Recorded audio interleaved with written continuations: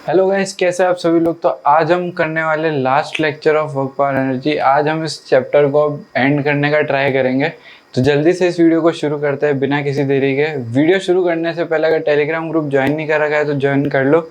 और अगर आप अभी तक टीचमेंट ऐप से नहीं जुड़े हुए, हमारी क्लासरूम लाइव क्लास अगर अटेंड करना चाहते हो तो जल्दी से जाके टीचमेंट क्लासरूम ज्वाइन कर लो। आइए शुरू करते हैं इस लेक्चर।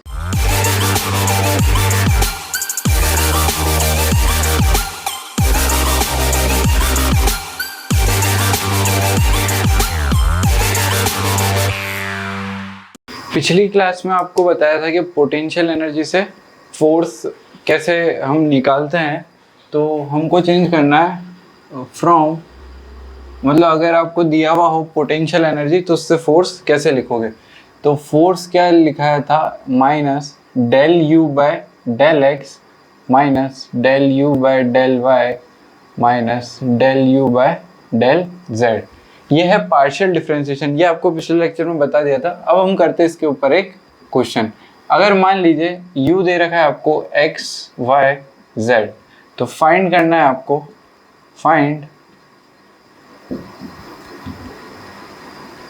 f कितना होगा।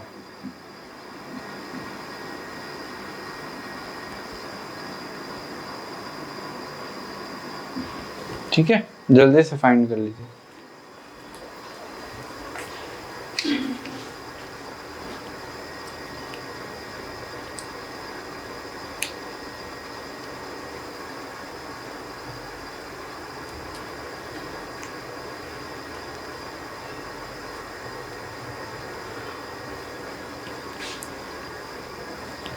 एक और क्वेश्चन दे देता हूँ जितना, u is equal to x square y plus Z.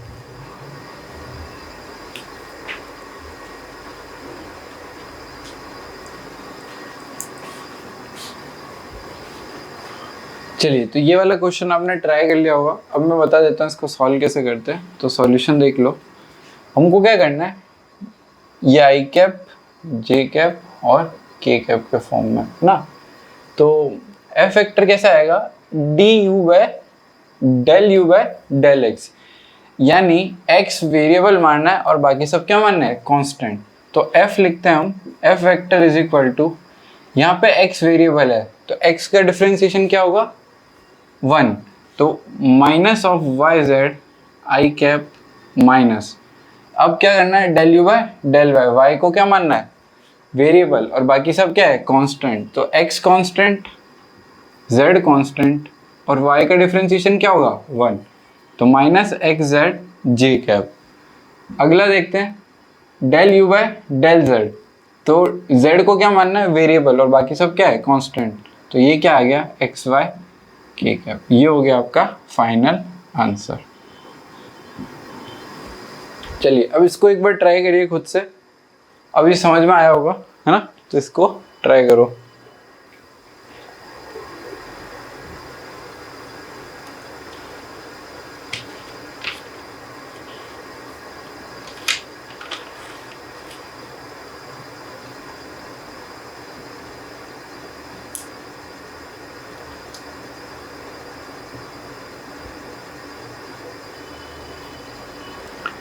चलो, तो आपने ट्राई किया होगा, इसका सॉल्यूशन देखो। हमको क्या निकालना है, f इज इक्वल टू क्या होता है, f x i cap f y j cap plus f z k cap. F x क्या होता है, minus del u by del x. ठीक है, तो अब एफ एक्स निकाल लेते हैं यहाँ से। एफ एक्स कितना होगा, minus del u by del x. Minus sign लगाया हमने, माइनस साइन। अब del u by del x, x को क्या मानना है, वेरिएबल, बाकी सब कांस्टेंट। तो 2xy, इसको डिफरेंशिएट करेंगे तो क्या आएगा, ये, और बाकी क्या है, कांस्टेंट। तो क्या हो जाएगा, 0। ये आ गया एफ एक्स। एफ वाई निकालते हैं। एफ वाई क्या आ जाएगा, minus del u by del y. Del u by del y क्या आ जाएगा, minus of x square plus 0। एक निकाल लेते हैं एफ जेड। एफ जेड क्या आएगा, minus del u by del z, कितना होगा वो माइनस, z है वेरिएबल, बाकी सब कांस्टेंट, तो 0 प्लस 1, z का डिफरेंशिएशन क्या हो जाएगा 1। तो अब हम f लिख सकते हैं, यहाँ से f कितना आ जाएगा माइनस 2xy आई कैप माइनस एक्स स्क्वायर जे कैप माइनस के कैप, और ये हो जाएगा हमारा आंसर। ठीक है, इतनी बात समझ में आई है। तो बस यही थे दो क्वेश्चन, आपको चेंज करना था किससे, फोर्स से, फोर्स निकालना था कहाँ से, जब आपको पोटेंशियल एनर्जी दी हुई हो। चलिए, तो ये हो गया हमारा यहाँ पे। अब हमारे दो टॉपिक रह गए हैं, इक्विलिब्रियम और पावर। तो इक्विलिब्रियम स्टार्ट करते हैं हम। तो सबसे पहले इक्विलिब्रियम कितने टाइप के होते हैं, ठीक है। तो वर्क पावर एनर्जी में हम पढ़ते हैं इक्विलिब्रियम।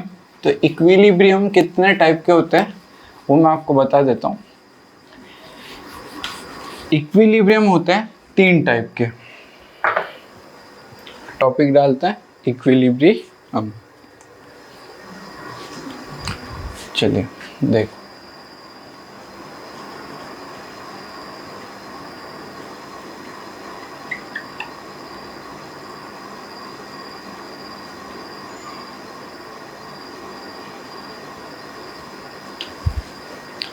पहला टाइप होता है स्टेबल इक्विलिब्रियम। मैं भी आपको समझाऊंगा, पहले आप डेफिनेशन लिख लो।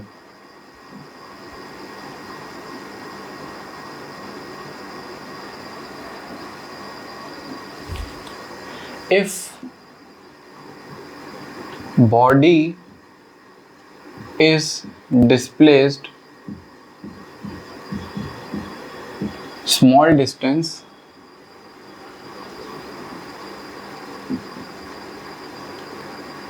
and force acts in a manner that it direct the body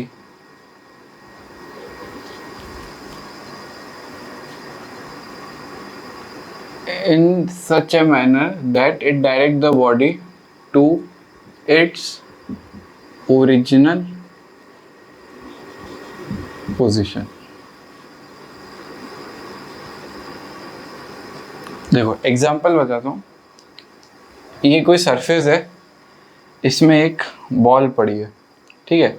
अब इस बॉल को आप इधर डिस्प्लेस करो, है ना, यानी ये बॉल कहाँ गई है, यहाँ पे। तो अब इस पे फोर्स कौन सा स्टार्ट हो जाएगा, एक इस तरफ एक फोर्स लगना स्टार्ट हो जाएगा, या आप इसको इस तरफ डिस्प्लेस करो, इस तरफ एक फोर्स लगेगा। और ये फोर्स क्या कर रहा है, इसको डायरेक्ट कर रहा है कहाँ पे, जहाँ पे इसकी ओरिजिनल पोजीशन है। तो ये कौन सा सेट ऑफ इक्विलिब्रियम हो गया, ये हो गया स्टेबल इक्विलिब्रियम। ठीक है, इतनी बात समझ में आ गई होगी। अब अनस्टेबल इक्विलिब्रियम की बात करते हैं। अनस्टेबल इक्विलिब्रियम,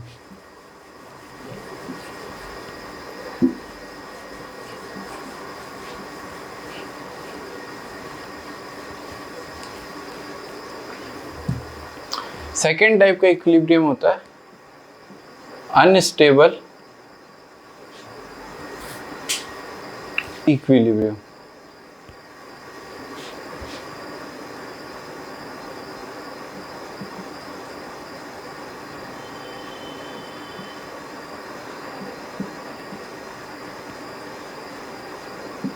आप समझ गए होंगे। अब इसमें क्या चेंज होगा, if a body is displaced a small distance and force acts in such a manner that it directs the body to away from its original position, तो उसको क्या कहेंगे, अनस्टेबल इक्विलिब्रियम। इसका एग्जांपल बताता हूं मैं आपको। आप ये डेफिनेशन यहाँ लिख लेना और यहाँ पे लिख लेना, such a manner that it directs the body away from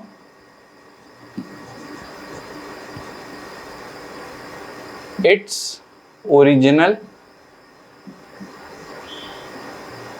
position. देखो एग्जांपल बताता हूं मैं। यहाँ पे बॉल रखी हुई है हमने, अब इसको इधर डिस्प्लेस करो या इधर डिस्प्लेस करो, यहाँ पे कर दिया। अब इस पे एक फोर्स कहाँ एक्ट कर रहा है, इस डायरेक्शन में, और ये क्या कर रहा है, ओरिजिनल जो पोजीशन है इसकी, इससे इसको दूर लेके जा रहा है। तो ये वाला केस क्या हो गया, अनस्टेबल इक्विलिब्रियम का।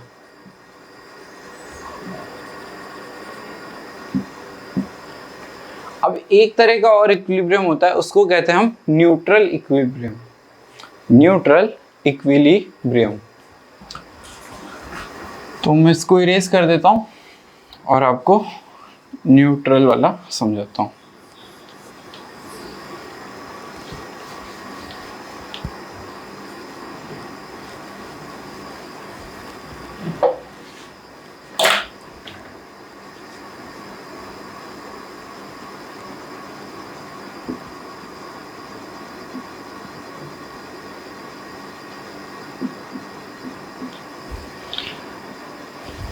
इसमें क्या होता है, if a body is displaced a small distance and the new position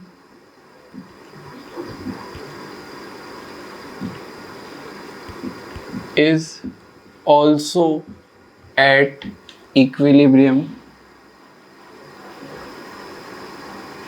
that is no force, no net force act, then body is said to be in neutral equilibrium.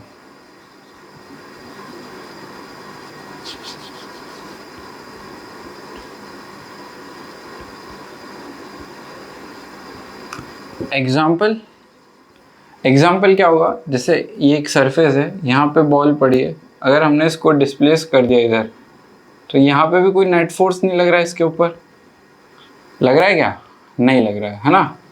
तो ये वाला system क्या हो गया, न्यूट्रल इक्विलिब्रियम।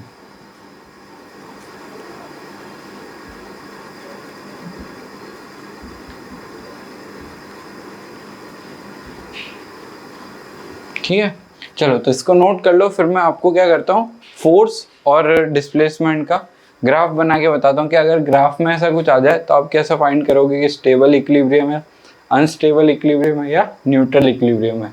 ये वाली चीज़ जो है ये बहुत बेसिक है ना, इसको याद करने की भी ज़रूरत नहीं है। अब जो बताऊँगा ना वो काम की चीज़ है, तो इसको लिख लो एक बार।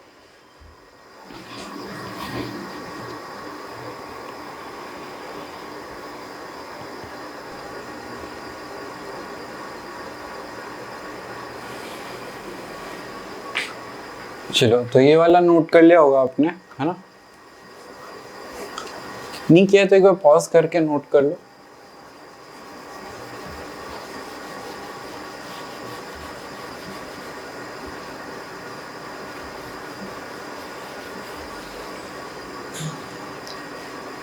ये वाला भी रेस कर रहा हूँ, ठीक है।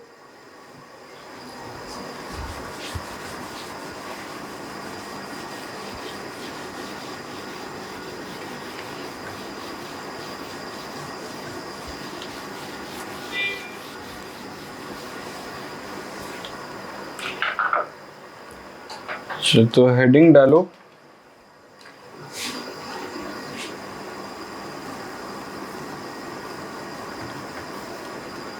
Force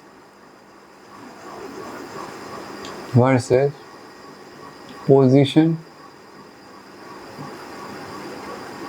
graph. ठीक है, फोर्स वर्सेस पोजीशन ग्राफ जब दिया होगा तो इसमें हमको क्या फाइंड करना है, इक्विलिब्रियम। तो कुछ ऐसा ग्राफ बना लो,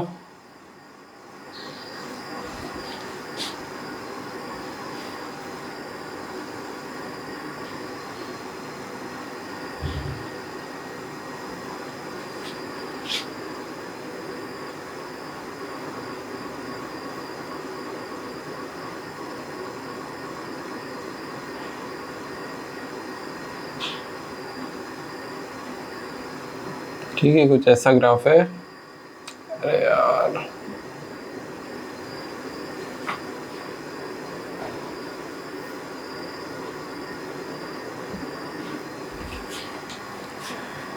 यहां दे रखा है आपको फोर्स और यहां दे रखा है आपको पोजीशन x। तो आपको बताना है कि कौन से पॉइंट्स पे, ये पॉइंट्स है A B C, हाँ, तो कौन से पॉइंट पे कौन सा वाला इक्विलिब्रियम है भी या नहीं है। ठीक है, तो इसको एक बार आप सॉल्व करो, फिर हम देखते हैं।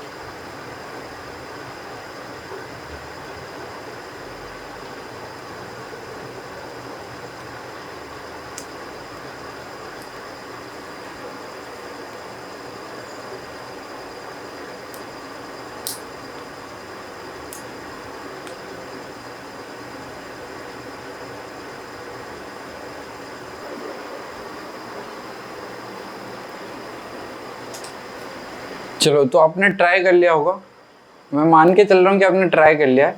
तो देखो, इक्विलिब्रियम के लिए क्या नेसेसरी कंडीशन होती है कि फोर्स क्या होता है, जीरो, है ना। तो इस वाली केस में फोर्स कैसे निकालेंगे, फोर्स होता है negative of del u by del x. इस चीज को क्या कहते हैं, स्लोप। स्लोप ही तो हो गया इस ग्राफ का, ये स्लोप ही तो कहलाएगा। और फोर्स क्या होना चाहिए, and force must be zero. तो ये पूरा केस क्या हो जाएगा कि जहां जहां पे भी स्लोप जीरो है वहां क्या होगा, इक्विलिब्रियम। क्या होगा, इक्विलिब्रियम। अब इस केस में देखते हैं। इस केस में एक ये वाला पॉइंट है ना, ये वाला पॉइंट जहां पे क्या हो रहा है, स्लोप हो रहा है जीरो। एक ये वाला पॉइंट है, यहां पे भी स्लोप क्या हो रहा है, जीरो, ये वाला। और ये वाले जो पॉइंट है ना, इसमें क्या हो रहा है, स्लोप जीरो ही है। इसको नाम दे देते हैं A point, B point, C D, है ना, डी ई एफ, वो सारे एक जैसे हैं। अब मेरे को बताओ, इसमें ये कैसे डिफाइन करेंगे कि स्टेबल है या अनस्टेबल है। बहुत सिंपल सी बात है। अब ये देखने के लिए हमको क्या करना पड़ेगा, इसको डिस्प्लेस करना पड़ेगा। मान लीजिए ये वाला जो पॉइंट है ये कहाँ गया, इस पोजीशन पे। अब यहाँ का स्लोप क्या दे रहा है, फोर्स। तो फोर्स की डायरेक्शन निकालने के लिए हमने यहाँ पे एक टेंजेंट ड्रॉ की। टेंजेंट भी स्लोप देती है। इस टेंजेंट का स्लोप क्या है, पॉजिटिव। तो फोर्स का डायरेक्शन क्या होगी, पॉजिटिव। बिल्कुल गलत। देखो यहाँ पे एक माइनस साइन है, तो अगर इसका स्लोप अगर ये पॉजिटिव है तो इसका मल्टीप्लाई होके क्या हो जाएगा, निगेटिव। यानी फोर्स की जो यहाँ पे डायरेक्शन आएगी वो क्या आ जाएगी, इस डायरेक्शन में। वैसे ही जब यहाँ पे पॉइंट है तो यहाँ पे स्लोप डालेंगे। इस स्लोप, इस टेंजेंट का स्लोप क्या होगा, निगेटिव। और नेगेटिव मल्टीप्लाई होके क्या हो जाएगा, पॉजिटिव। तो यहाँ पे डायरेक्शन क्या आएगी, इधर। तो ये वाला पॉइंट क्या हो जाएगा, पॉइंट ऑफ अनस्टेबल इक्विलिब्रियम हो जाएगा। ऐसे ही जब बी पॉइंट की बात करते हैं, इसको थोड़ा सा डिस्प्लेस करा हमने इधर, इस पे टेंजेंट लगाई। इस टेंजेंट का स्लोप है निगेटिव। समझ आ रही ना इतनी बात। तो negative slope into negative, direction क्या हो जाएगी, पॉजिटिव। यानी इस पॉइंट पे डायरेक्शन क्या होगी, इधर। थोड़ा आगे चलते हैं, यहाँ पे यहाँ पे स्लोप देखते हैं, ये वाला स्लोप क्या है, पॉजिटिव, तो पॉजिटिव इनटू नेगेटिव, फोर्स की डायरेक्शन क्या आएगी, नेगेटिव, इस वाले पॉइंट पे नेगेटिव। तो ये वाली कंडीशन में कौन सा इक्विलिब्रियम होता है, स्टेबल। ऐसे ही सी वाले में देखें तो कौन सा आएगा, स्टेबल या अनस्टेबल, मैक्सिमा है ना, सेम यहाँ पे मैक्सिमा, यहाँ पे मैक्सिमा, तो यहाँ पे डायरेक्ट लिख देता हूँ मैं अनस्टेबल इक्विलिब्रियम। समझ में आती है बात, आती है ना। ये वाले में न्यूट्रल आपको दिख रहा है, क्योंकि थोड़ा आगे जाओ तो भी जीरो, और आगे जाओ तो भी जीरो, यानी फोर्स यहाँ पे लगेगा ही नहीं। तो ये वाला कौन सा हो गया, न्यूट्रल इक्विलिब्रियम। समझ आई इतनी बात। अब यहां से हम इन जनरल क्या लिख सकते हैं कि इन U versus X graph, U versus X graph, जब भी मैक्सिमा आएगा, मैक्सिमा आएगा तो क्या होगा, क्या होगा, अनस्टेबल इक्विलिब्रियम। और जब भी मिनिमा आएगा तो क्या होगा, स्टेबल इक्विलिब्रियम।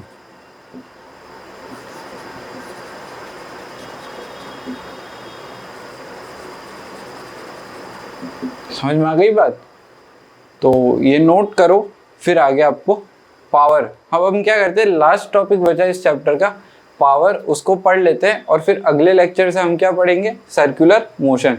तो इसकी शीट लगाना शुरू कर दो और अब खत्म कर दो, है ना, क्योंकि नेक्स्ट चैप्टर आ रहा है, तो इसकी शीट अब क्वेश्चंस लगाते हुए खत्म कर दो। कोई डाउट आता है तो आप मेरे से पूछ सकते हो, टेलीग्राम ग्रुप पे भेज सकते हो। टेलीग्राम ग्रुप ज्वाइन नहीं किया तो लिंक डिस्क्रिप्शन बॉक्स में, सारी लिंक्स और पीडीएफ का जो स्प्रेडशीट बना रखी है उसका लिंक भी आपको डिस्क्रिप्शन बॉक्स में मिल जाएगा, तो जल्दी से जाके उसको देख लो, ठीक है। चैनल सब्सक्राइब नहीं कर रखा है तो सब्सक्राइब कर देना। अब क्या है, जो टॉपिक सारे वो यूजफुल है, हाँ, अभी जो पढ़े हैं वो बेसिक चैप्टर थे, ऐसा नहीं कि वो यूजफुल नहीं है, पर अब जो पढ़ेंगे वो क्या है, अच्छे चैप्टर है, उनमें अब जो चैप्टर आएंगे ना, उनमें ये जो भी हमने पढ़ा है वो सब काम आएगा, ठीक है। तो अब वाले चैप्टर्स को अच्छे से पढ़ना है। चलो, तो इसको नोट कर लो और फिर हम बढ़ते हैं पावर के ऊपर।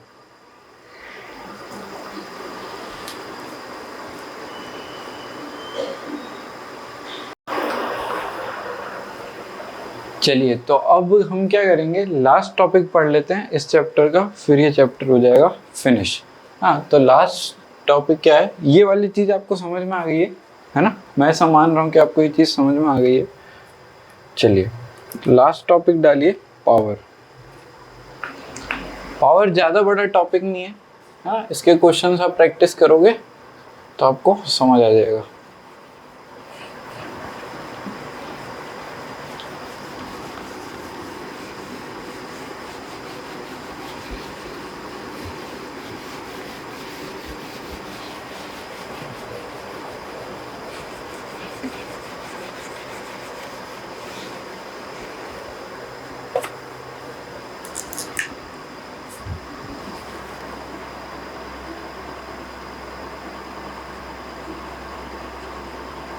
पावर कैसी क्वांटिटी है, स्केलर क्वांटिटी है या वेक्टर क्वांटिटी है, कोई बता सकता है।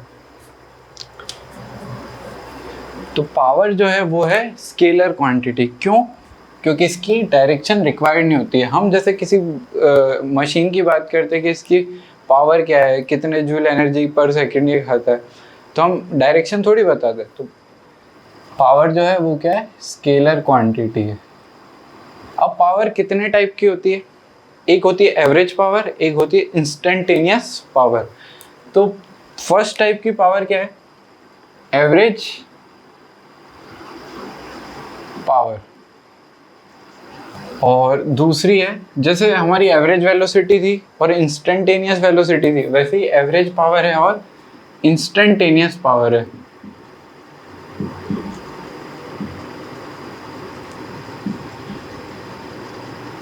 तो इंस्टेंटेनियस पावर को हम डिस्कस कर लेते हैं पहले, फिर एवरेज पावर आपको समझ में आएगी चीज़। तो इंस्टेंटेनियस पावर क्या होता है, रेट ऑफ डूइंग वर्क, यानी डी डब्ल्यू क्या होता है, एफ डॉट डी एस। अब रेट आ गया, रेट का मतलब क्या है, टाइम के रेस्पेक्ट में।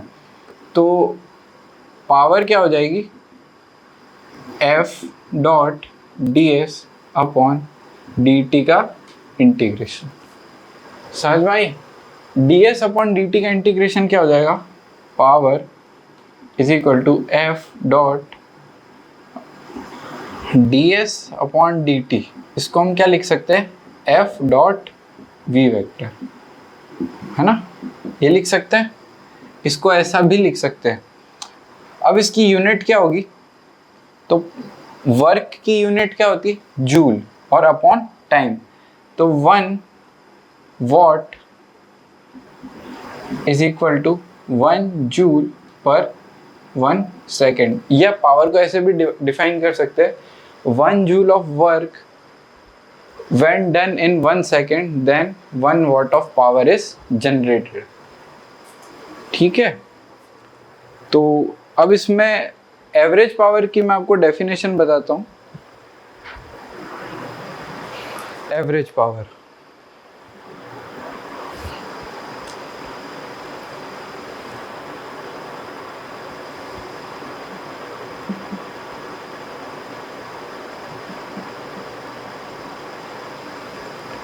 ये कैसे डिफाइन करेंगे हम, total work upon total time taken.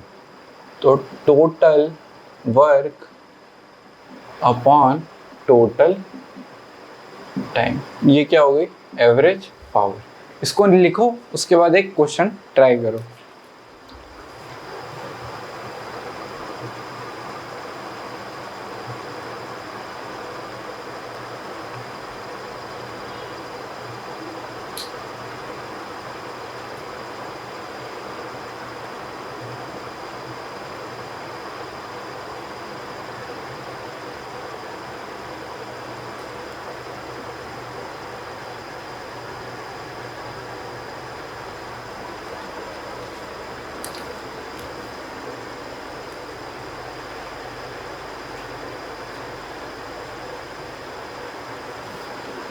चलो, तो आपने लिख लिया होगा, मैं सामान लेता हूँ। तो मैं इसको इरेज कर रहा हूँ, या लिख लो एक बार आप, है ना, ये चीज़ इरेज कर रहा हूँ।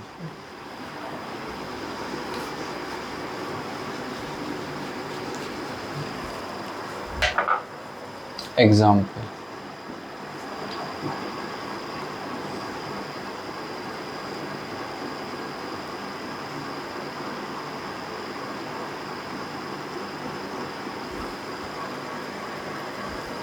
क्वेश्चन लिखो।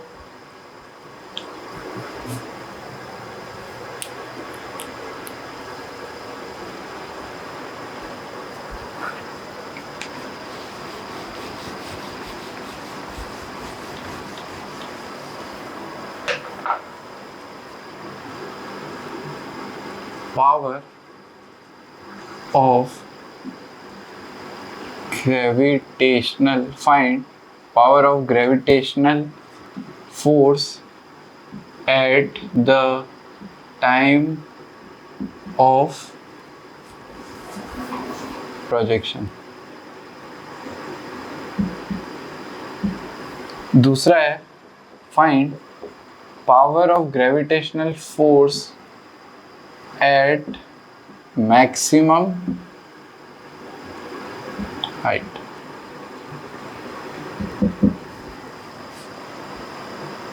थर्ड है, find average power during mass m reaches maximum height। ठीक है, चलो तो इसको निकालो।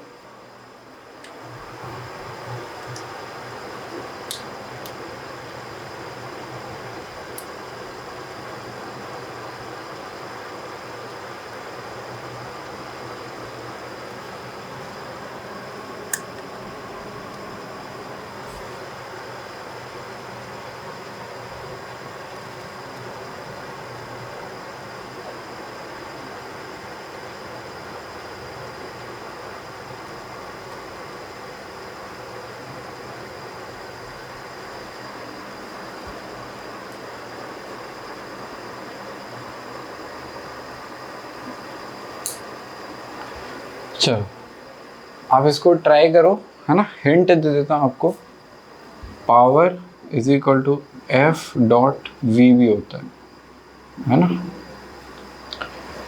इससे ट्राई करो, इसको इरेज कर देते हैं।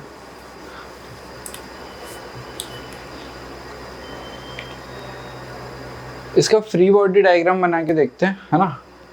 अगर अभी भी आपको टाइम चाहिए तो आप पॉज कर सकते हो वीडियो को। तो सॉल्यूशन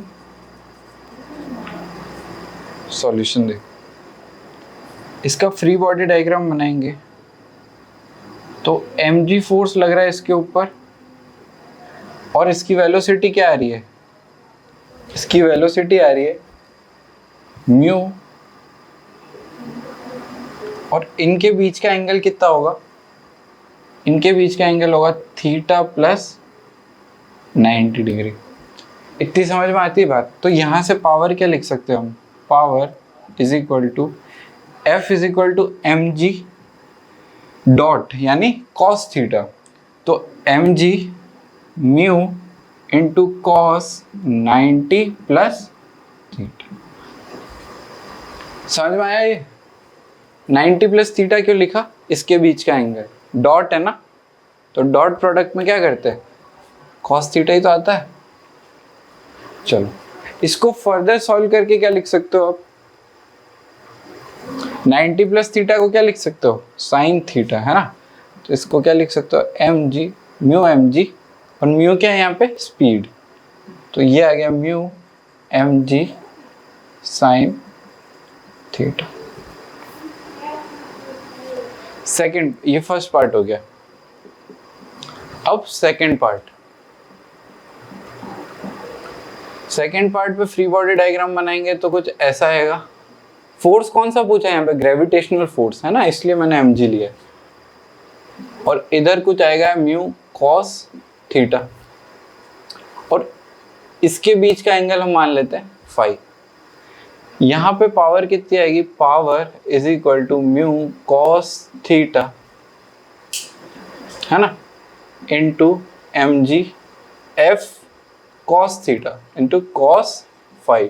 और यहाँ पे फाई जो हो जाएगा कॉस फाई, इसकी वैल्यू क्या हो जाएगी, 0, तो यहाँ पे पावर क्या आ जाएगी, 0। यूनिट वॉट, है ना, 0 क्या है ये, 0 वॉट, ठीक है, ओ वॉट मत लिख देना कोई। Third part, total work upon total time. Total work कितना होगा, ग्रेविटी का वर्क जो होगा वही होगा, तो एवरेज पावर कितनी आएगी, total work upon total time. Total work कितना होगा, m g h max upon t by 2, ठीक है, यही होगा ना एवरेज पावर। समझ लो इस क्वेश्चन को, कुछ डाउट आता है तो कमेंट बॉक्स में बताना।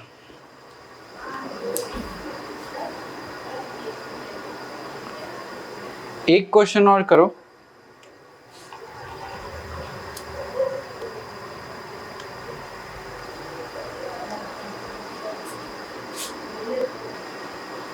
चलिए। तो नेक्स्ट क्वेश्चन कुछ ऐसा है, एक ब्लॉक है 10 kg मास का, फोर्स लग रहा है 100 न्यूटन का, कोफिशिएंट ऑफ फ्रिक्शन है 0.5। फाइंड क्या करना है आपको, power of F at any time T. Find power of friction at any time T, और find average power of friction in time T. तो इसको आप ट्राई करो, वीडियो को पॉज कर लो और इसका सॉल्यूशन फिर हम डिस्कस करते हैं। तो मैं ये मान रहा हूँ कि आपने इस क्वेश्चन को पॉज करके ट्राई कर लिया होगा। तो हम क्या करते हैं, इसका सॉल्यूशन देखते हैं। सबसे पहले तो इसका क्या बना लेते हैं, फ्री बॉडी डायग्राम। 10 kg का मास है, इस पर फोर्स ऑफ ग्रेविटी कितना लगेगा, 100 न्यूटन। एक फोर्स लग रहा है इस पे 100 न्यूटन का, एक फ्रिक्शन फोर्स लगेगा कितना, नॉर्मल आ गया इसका 100 है ना, normal into coefficient of friction यानी 50। इसका एक्सेलरेशन निकाल सकते हैं, तो एक इक्वेशन बना लेते हैं, 100 minus 50 is equal to 10 A. समझ में आ गया ना, force is equal to mass into acceleration. 50/10 is equal to A, और ए क्या आ जाएगा 5 metre per second square. Acceleration आ गया। अब बोलोगे एक्सेलरेशन का काम है पावर ऑफ एफ निकालना है। पावर का फॉर्मूला क्या था, एफ डॉट वी। एक्सेलरेशन पता है, एनी टाइम टी पे पूछा है, हम वेलोसिटी लिख सकते हैं, बिल्कुल लिख सकते हैं। इसको इंटीग्रेट कर दो, वेलोसिटी इज इक्वल टू, या ऐसा क्या हो, d v by d t, ये क्या होता है ए, तो v क्या हो जाएगा, एक्सेलरेशन का integration with respect to time 50 metre per second, और यहीं से s क्या आ जाएगा, half into 5 into t square metre. अब इसकी जरूरत है या नहीं है वो अपन को बाद में देखना है। ये आ गया। अब यहाँ से फर्स्ट पार्ट का आंसर लिखता हूँ। पावर ऑफ एफ, फोर्स कितना है, पावर है ना, पावर कितनी है, फोर्स डॉट वी। तो कॉस तो 0 होगा क्योंकि वेलोसिटी भी इधर ही आएगी इसकी, तो फोर्स कितना आ रहा है इसका 100 इंटू वेलोसिटी 5t, कितना आ गया 500t वॉट्स। समझ में आई। Second part, power of friction कितनी आएगी, F डॉट V। अब एक बात बताओ, वेलोसिटी तो इधर आ रही है ब्लॉक की, फ्रिक्शन किधर लग रहा है, उस डायरेक्शन में, तो cos थीटा क्या होगा -1, तो -1 इंटू फोर्स कितना है 50, और वेलोसिटी कितनी है, वेलोसिटी है 5t, तो कितना आंसर आ गया यहाँ से -250t metre, sorry watts, power है ना watt. C part, C part क्या है, find average power of friction in time t। तो पावर एवरेज का फॉर्मूला क्या होता है, total work upon total time. Total work क्या होता है, F dot S, F dot D S का इंटीग्रेशन हो जाएगा टोटल वर्क। तो S हमको पता है, F पता है, किसका निकालना है, फ्रिक्शन का, तो माइनस F कितना है 50, S कितना है, देखो पूरा लिख देता हूँ मैं, माइनस क्यों आया पता है, क्योंकि फ्रिक्शन और ये क्या है अपोजिट डायरेक्शन में, तो कॉस थीटा क्या आएगा 180, थीटा क्या आएगा 180 और कॉस थीटा आएगा -1, तो -1 आ गया F dot S upon T. Total time क्या है t है ना, तो ये कितना आएगा -50 into half into 5 into t square upon T. तो यहाँ से इसका आंसर आ जाएगा 125t -125t वॉट। समझ में आती है इतनी बात, क्या आ जाएगा माइनस,